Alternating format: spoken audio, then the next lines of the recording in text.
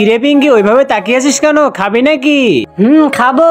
তাহলে এই দেখ আমি খাচ্ছি আর তুই দেখতে থাক, তাহলে তোর পেট ভরে যাবে। পিঙ্কি বাসায় চল, তোকে বারণ করার সত্ত্বেও তুই ওর সাথে মিশতে যাস কেন? জানিস তো আমরা অনেক গরিব। গরিব হয়েছে তো কি হচ্ছে, আমার কি ভালো মন্দ খেতে ইচ্ছে করে না? আচ্ছা বাসায় চল, তোকে আমি ওর চাইতে ভালো জেলি বানিয়ে দিব।